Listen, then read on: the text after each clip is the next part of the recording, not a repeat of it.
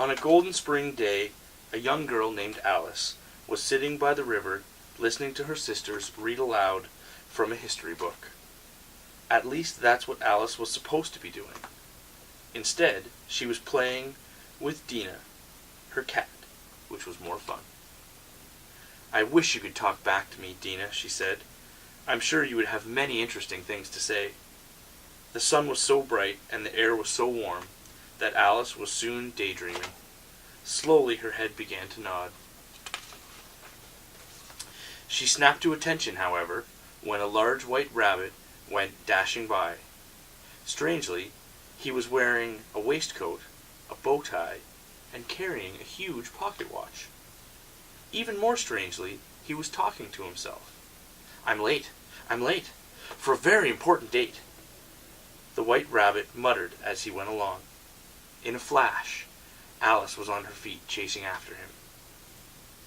Still fretting, the rabbit took a giant hop into a hollow tree, exclaiming, "Oh, my fur and whiskers! I'm late!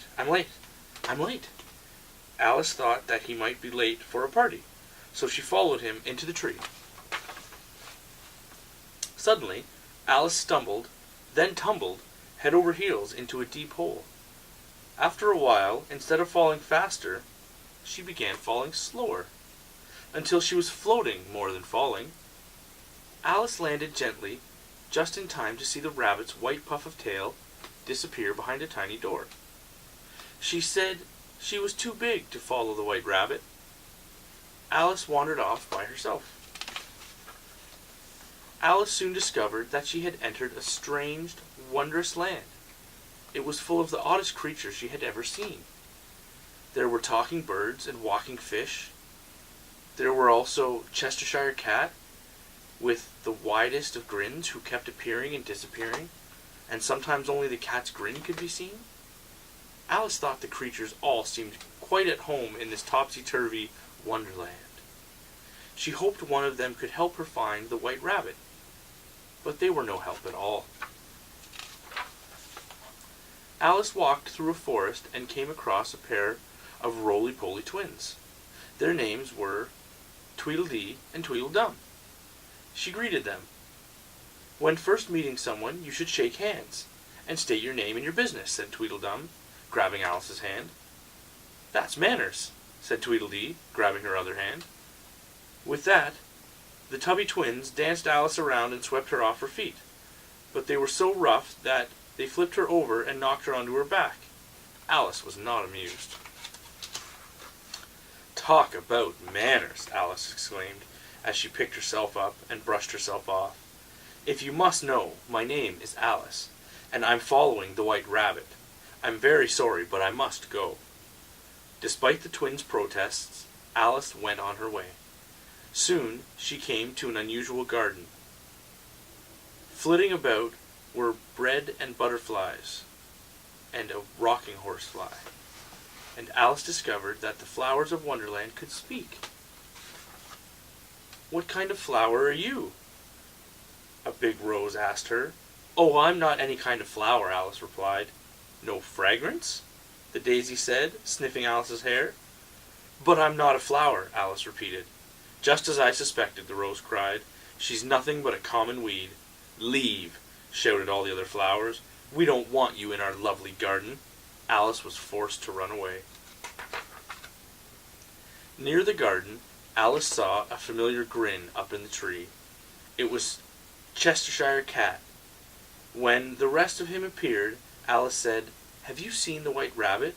"No," said Chestershire cat. "But if I were looking for him, I'd ask the Mad Hatter." "I'm not sure I want to visit a mad person," said Alice.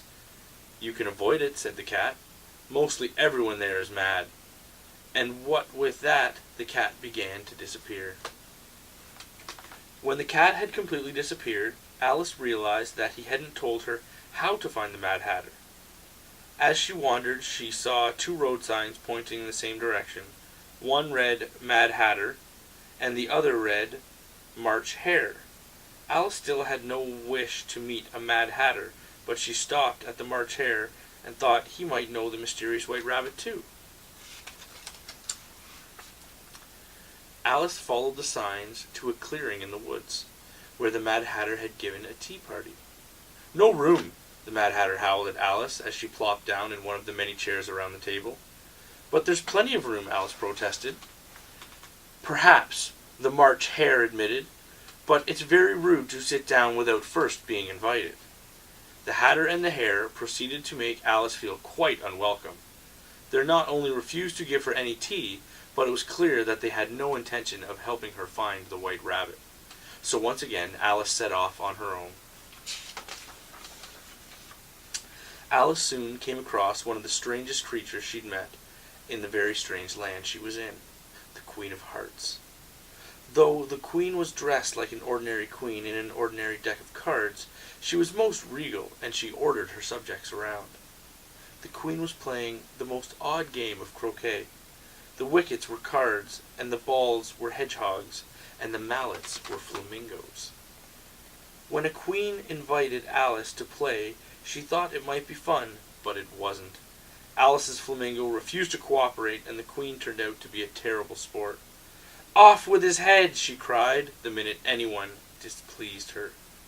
Alice considered leaving the game, since she was very much wanted to keep her head, but she also wanted to meet the White Rabbit, who fled and was very near indeed.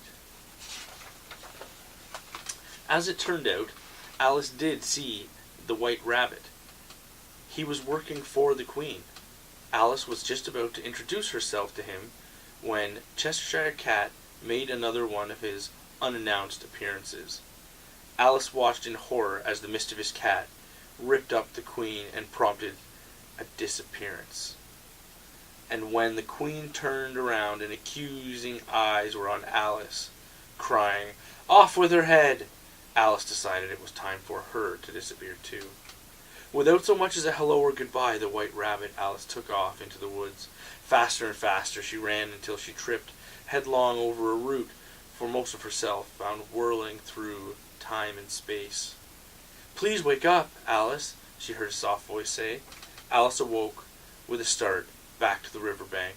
Dina the cat was curled up in her lap. "You've been dreaming," said Alice's sister. "Oh dear," Alice cried. "I must have fallen asleep while you were reading to me. It's been such a long day." "No wonder you're tired. Why don't you just go home now and have our tea?" "I seem to have lost my taste for tea," Alice said, recalling the Mad Hatter's tea party. "But I certainly would like to go home." Alice's sister gave her a puzzled look. Then she took Alice's hand, and they walked home together. The end.